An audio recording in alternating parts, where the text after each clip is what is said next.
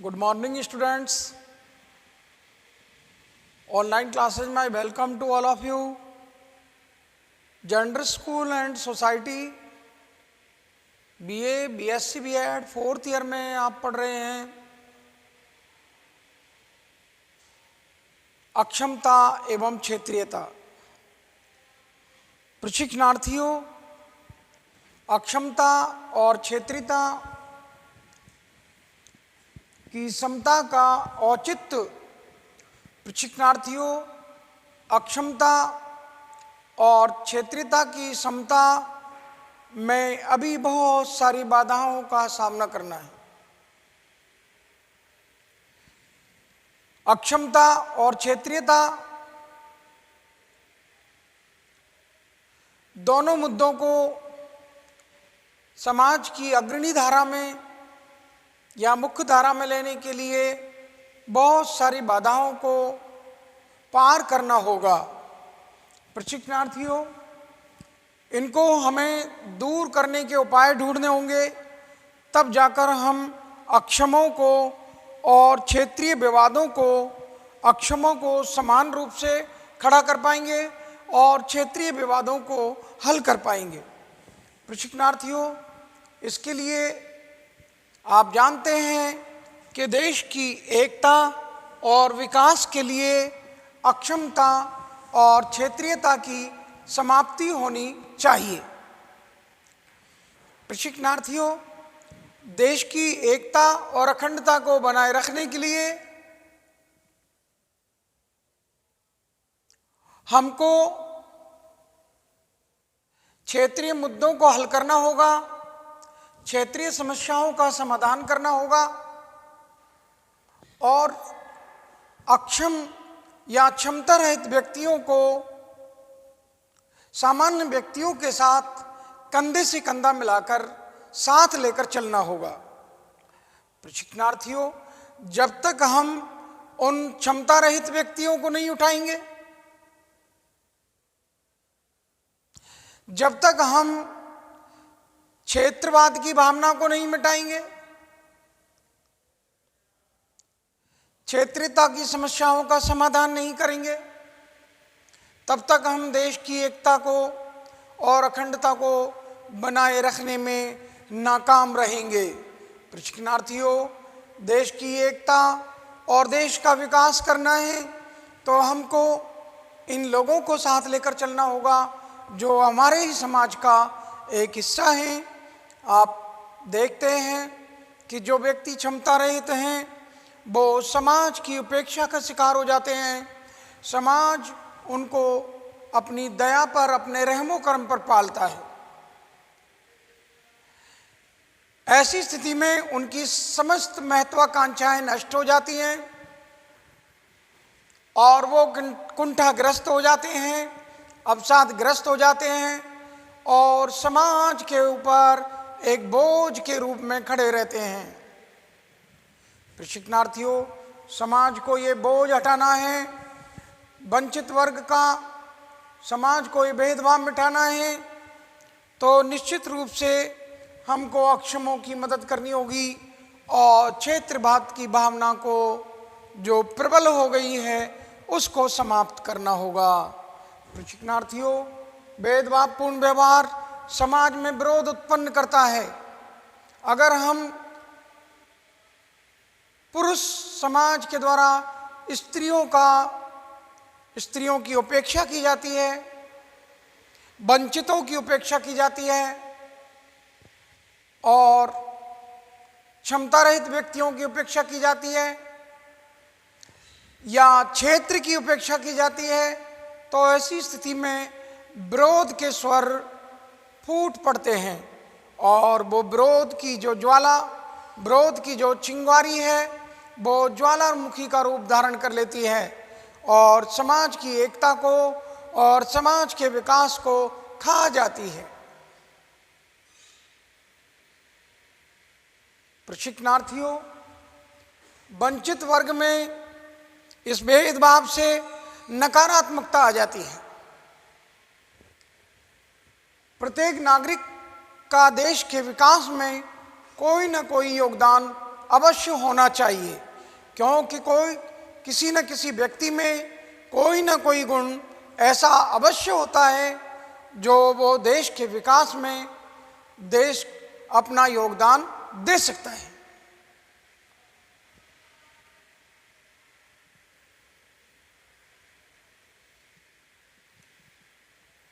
प्रशिक्षणार्थियों, क्या आप मेरी बात समझ सकते हैं कि देश की एकता के लिए और विकास के लिए हमें इन वंचितों को, इन अक्षम व्यक्तियों को और क्षेत्रवाद को समाप्त करना होगा। क्या आप मेरी आवाज़ सुन रहे हैं? मैं किस बात को लेकर यहाँ आपसे चर्चा कर रहा हूँ? प्रशिक्षणार्थियों, मेरी चर्चा का मुख्य मुद्दा है कि वंचित वर्ग में नकारात्मकता ना आए, इसलिए हमको प्रत्येक नागरिक का देश के विकास में योगदान लेना होगा। समान रूप से सभी को अधिकार प्रदान करने होंगे और समान रूप से सभी की भागीदारी को सुनिश्चित करना होगा।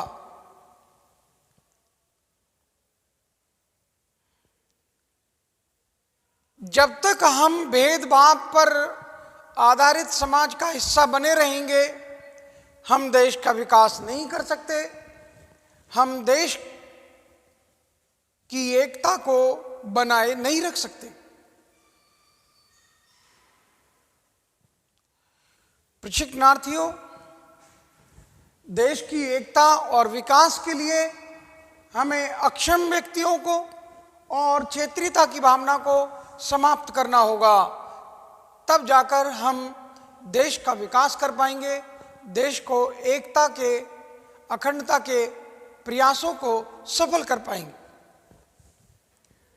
क्योंकि मैंने जैसा कि आपको बताया कि देश के विकास में सभी नागरिकों का कुछ ना कुछ योगदान अवश्य होना चाहिए, क्योंकि किसी न किसी व्यक्ति में कोई, चाहे वो शारीरिक रूप से कमज़ोर हो, मानसिक रूप से कमज़ोर हो, किसी भी क्षेत्र का हो, किसी भी भाषा का हो, किसी जाति का हो, किसी संप्रदाय का हो, किसी धर्म का हो, उसमें कोई ना कोई गुण अवश्य होता है, जिसको, उस गुण को देश के विकास में लगाया जा सके और उसके योगदान को लिया जा सके। लोकतंत्र की सफलता जनता का, जनता के द्वारा, जनता के लिए शासन लोकतंत्र कहलाता है। अब्राहम लिंकन साहब की ये परिभाषा जनता का, जनता के द्वारा, जनता के लिए। प्रशिक्षणार्थियों, ये जनता के द्वारा जो शासन है वो लोकतंत्र है, जनतंत्र है, और जनतंत्र फलीभूत होता है उस देश की जनता से, उस देश के दिए गए नागरिकों के अधिकारों से। लोकतंत्र को सफल बनाने का मूल मंत्र है लोगों की, जनता की जागरूकता का होना। दूसरे नंबर पर शिक्षा है कि जनता शिक्षित हो। नो नो नो, जनता जागरूक होनी चाहिए। लोकतंत्र की सफलता इस बात पर निर्भर करती है कि जनता जागरूक हो। आप देखते हैं कि लोकतंत्र में जनता के जागरूक नहीं होने से हम ऐरे गहरे नत्थु खेरे नेताओं को चुनकर भेज देते हैं।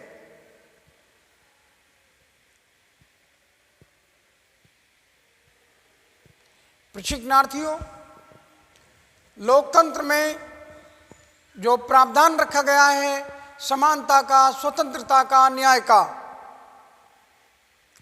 व्यक्तियों को समानता का अधिकार, व्यक्तियों को स्वतंत्रता का अधिकार, व्यक्तियों को सामाजिक और आर्थिक न्याय की जो कल्पना की गई है वो लोकतंत्र में ही की गई है। प्रशिक्षणार्थियों, लोकतंत्र की नींव उसके नागरिक होते हैं, और जब नागरिकों को ये समानता, ये स्वतंत्रता और ये न्याय नहीं मिलेगा, नागरिकों के साथ अगर भेदभाव होगा, तो निश्चित रूप से वो लोकतंत्र को उखाड़ फेंकेंगे। वो लोकतंत्र कारगर नहीं हो सकता। लोकतंत्र की सफलता इस पर निर्भर करती है कि जन कल्याण के कार्य कितने किए जा रहे हैं, जनता को इंसाफ मिल रहा है या नहीं। जनता के साथ धर्म के आधार पर, संप्रदाय के आधार पर, भाषा के आधार पर, क्षेत्र के आधार पर, जाति के आधार पर, नस्ल के आधार पर, रंग के आधार पर भेदभाव तो नहीं किया जाता। अगर रंग, जाति, नस्ल, धर्म, संप्रदाय, भाषा और क्षेत्र और जातियों के नाम पर अगर भेदभाव हो रहा है तो ऐसी स्थिति में उस देश के लोकतंत्र को आप सफल लोकतंत्र नहीं कह सकते। लोकतंत्र की सफलता उस देश के नागरिकों पर है और उस देश के नागरिकों को वो समानता का अधिकार, वो स्वतंत्रता का अधिकार, वो न्याय और आर्थिक और सामाजिक न्याय मिल रहा है या नहीं।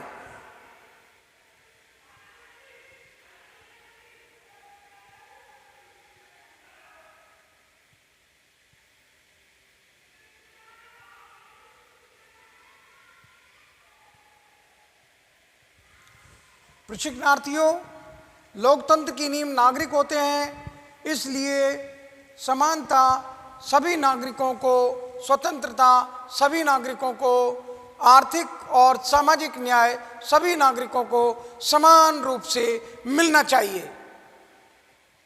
तब जाकर हम उस क्षेत्रीयता की प्रबलता को कम कर पाएंगे और अक्षमों या क्षमता रहित व्यक्तियों की मदद कर पाएंगे और तब ही लोकतंत्र सफल होगा। शिक्षा के सार्वभौमिकरण के प्रयास। प्रशिक्षणार्थियों, संविधान के अनुच्छेद 45 में, संविधान की धारा 45 में 14 वर्ष तक के बालकों के लिए अनिवार्य शिक्षा की व्यवस्था की गई है।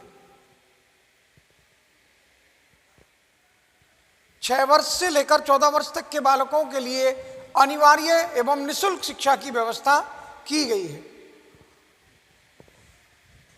जैसा कि मैंने आपको बताया कि हमको अक्षमों की शिक्षा की व्यवस्था भी करनी होगी। उनको विशिष्ट प्रकार की शिक्षा की आवश्यकता है और विशिष्ट प्रकार की शिक्षा उनको विशिष्ट विद्यालयों में ही प्रदान की जा सकती है, सामान्य विद्यालयों में नहीं।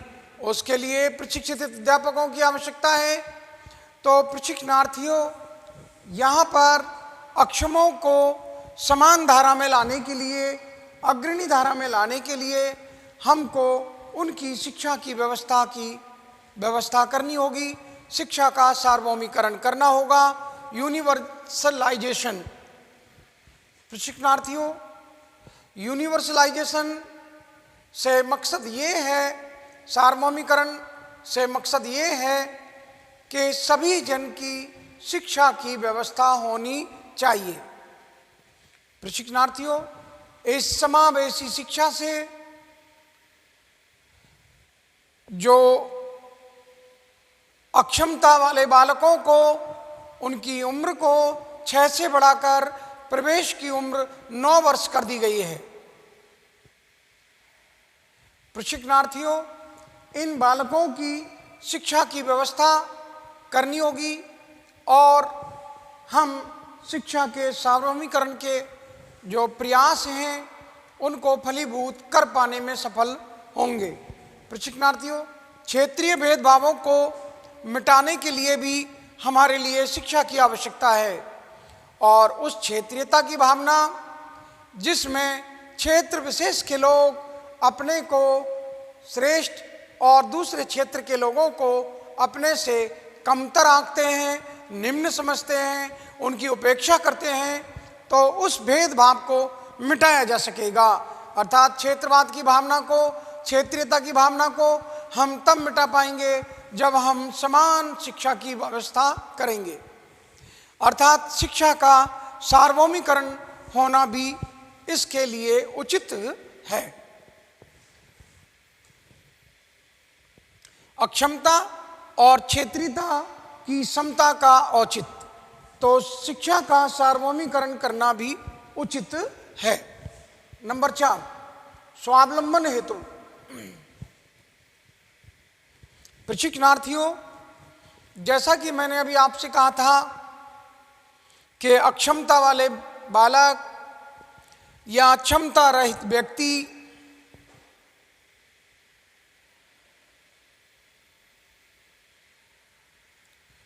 इनको समाज की उपेक्षा, समाज इनको अशुभ मानता है और समाज इनके प्रति सहानुभूति रखता है और इनको समाज के रहमो करम पर पलना होता है। ऐसी स्थिति में ये परावलंबी बन जाते हैं, दूसरों पर निर्भर रहते हैं और इनका स्वावलंबी होना मुश्किल हो जाता है। इसलिए प्रशिक्षणार्थियों, यहाँ पर स्वावलंबन की शिक्षा की जो बात कही गई है कि इन बालकों को स्वावलंबी बनाया जाए और इनको व्यावसायिक और स्वावलंबी शिक्षा के लिए प्रेरित किया जाए। प्रशिक्षणार्थियों, भेदभाव से जनसंख्या देश पर बोझ बन जाती है। अगर हम समाज के एक तबके के साथ भेदभाव करते हैं तो ऐसी स्थिति में वो तबका, वो वर्ग, वो जो कैटेगरी खड़ी हो रही है, वो समाज में भेदभाव वाली व्यवस्था से खड़ी हुई है और वो ऐसी जनसंख्या देश के ऊपर बोझ बन जाती है।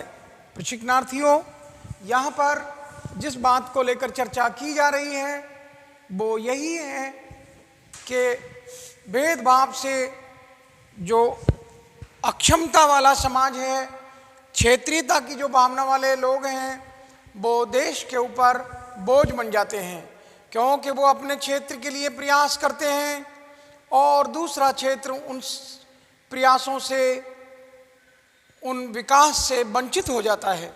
प्रशिक्षणार्थियों, तो भेदभाव से जनसंख्या देश पर बोझ बन जाती है, इसलिए समानता का होना आवश्यक है। प्रशिक्षणार्थियों, क्षेत्रीय आवश्यकताओं के अनुसार और क्षमता रहित व्यक्तियों की आवश्यकताओं के अनुसार शिक्षा का व्यावसायीकरण होना चाहिए या उनको व्यावसायिक शिक्षा के साथ साथ इनको व्यावसायिक रूप से दक्ष बनाना चाहिए।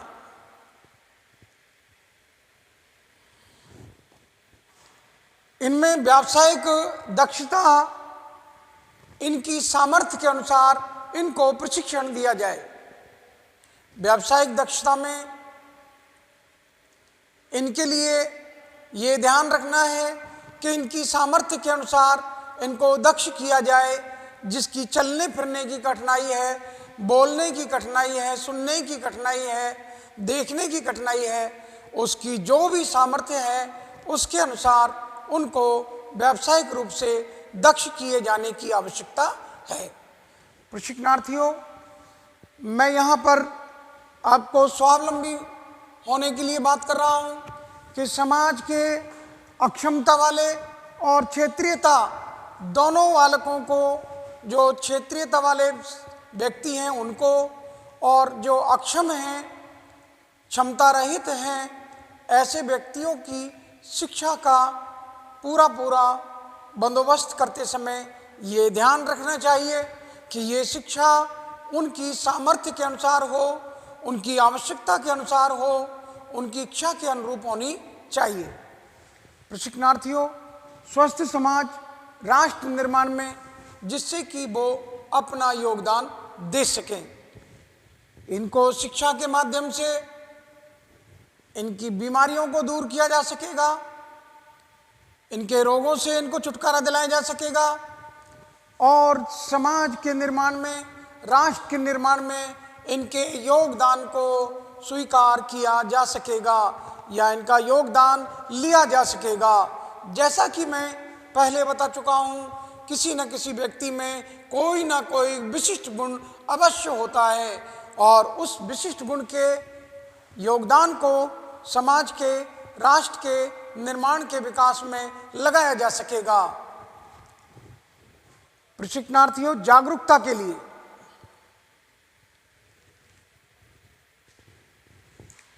अक्षमता तथा क्षेत्रीय की क्षमता का औचित्य जागरूकता के लिए भी है। किसी वर्ग में, व्यक्ति में, क्षेत्र में जागरूकता राजनीतिक सामाजिक प्रयासों, लिंग भेदों, जाति पाति छुआछूत असमानता बुराइयों समाज। प्रशिक्षणार्थियों, यहाँ पर मुख्य रूप से जागरूकता से संबंध है कि किसी भी वर्ग में, किसी व्यक्ति में, किसी समाज में और किसी संप्रदाय में और राजनीतिक सामाजिक प्रथाओं और लैंगिक भेदों को मिटाने की, छुआछूत को मिटाने की जो क्षमता होगी वो जागरूकता से होगी।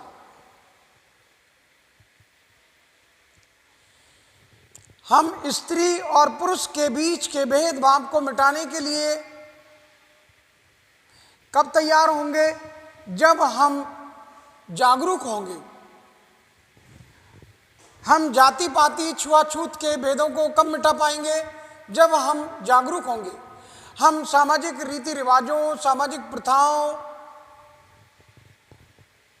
राजनीतिक भ्रष्टाचार को मिटाने में कब कामयाब होंगे?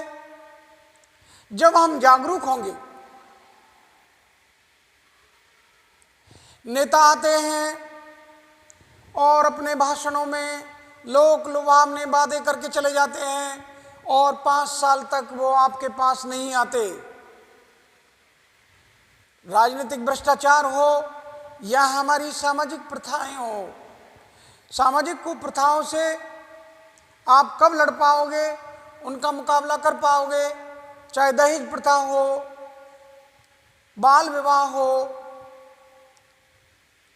और सती प्रथा हो या पर्दा प्रथा हो,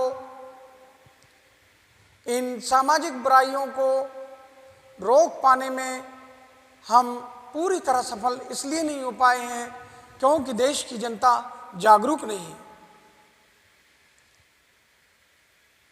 आज भी बाल विवाह हो जाते हैं और तो और अशिक्षित लोग ही नहीं बल्कि शिक्षित लोग भी बाल विवाह कर देते हैं।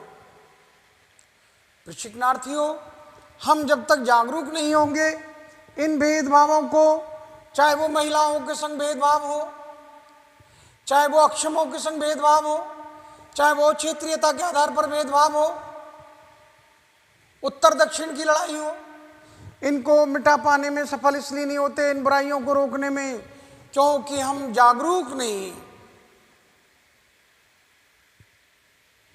जिस दिन हम जागरूक हो जाएंगे तो क्या व्यक्ति हो या वर्ग हो, कोई क्षेत्र हो, कोई जाति पाति हो, कोई छुआछूत हो, कोई असमानता हो, कोई भी बात हो, हम इनको समाप्त कर पाने में सफल हो पाएंगे जब हम जागरूक हो जाएंगे तब।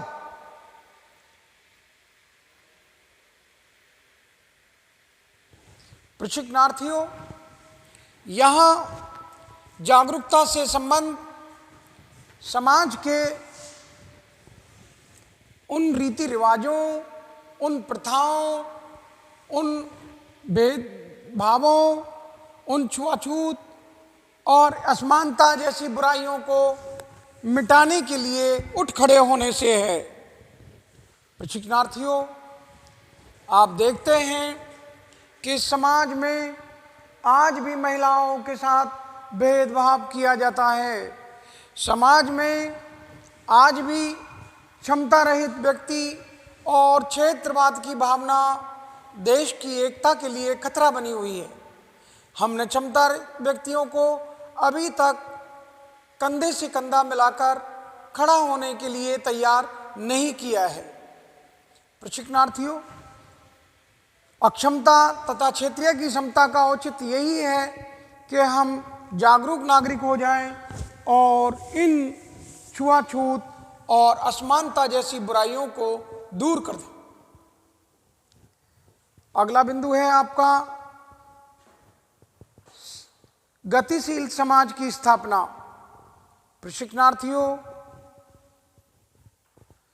जब तक हम समाज में समानता का व्यवहार नहीं करेंगे, दुनिया का कोई समाज गतिशील समाज नहीं कहला सकता।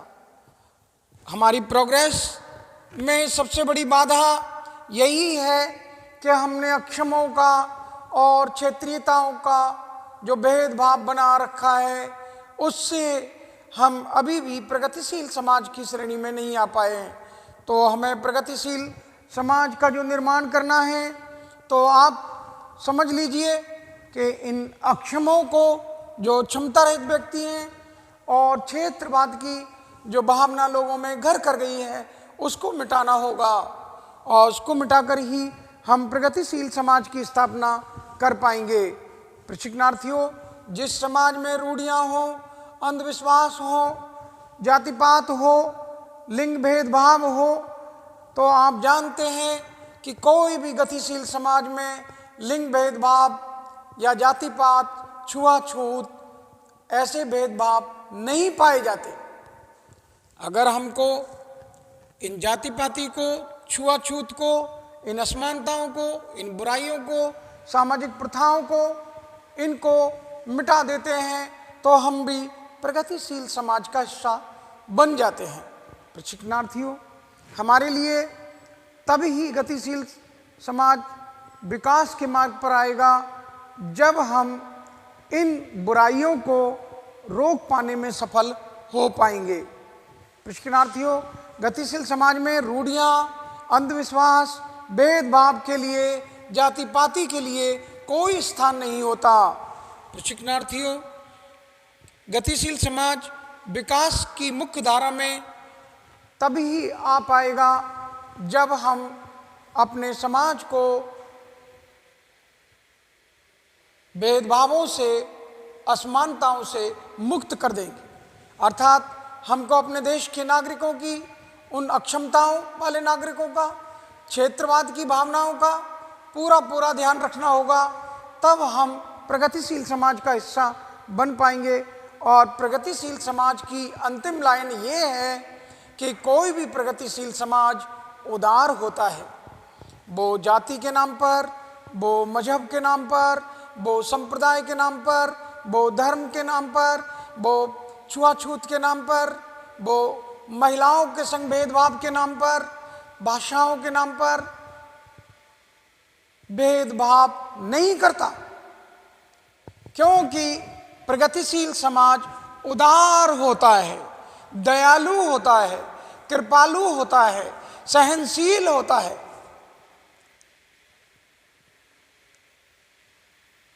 अनुशासित होता है।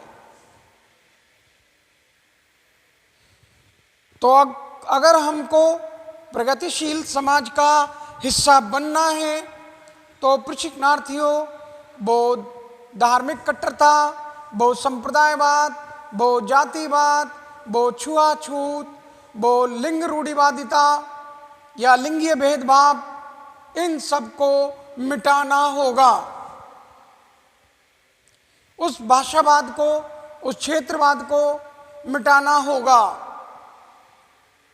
तब जाकर हम किसी प्रगतिशील समाज का हिस्सा बन पाएंगे। प्रशिक्षणार्थियों, अक्षमता तथा क्षेत्रीय की समता का औचित्य के बारे में आपने अध्ययन किया, जिसमें देश की एकता तथा विकास के लिए अक्षमता तथा क्षेत्रीयता की समानता का होना लाजमी है। नंबर 2, लोकतंत्र की सफलता के लिए अक्षमता तथा क्षेत्रीयता की समानता का होना लाजमी है। नंबर 3, शिक्षा का सार्वभौमिकरण होना अक्षमता तथा क्षेत्रीयता की समता के लिए होना आवश्यक है। प्रशिक्षणार्थियों, अक्षमता तथा क्षेत्रीयता की समता के लिए इन नागरिकों का स्वावलंबी होना आवश्यक है। प्रशिक्षणार्थियों, देश के नागरिकों को अक्षमता तथा क्षेत्रीयता की समता के लिए जागरूक होना भी आवश्यक है। प्रशिक्षणार्थियों, गतिशील समाज की स्थापना के लिए भी अक्षमता तथा क्षेत्रीयता की समता का होना आवश्यक है। मैं समझता हूँ मेरा ये छोटा सा पाठ आपके समझ में जरूर आया होगा।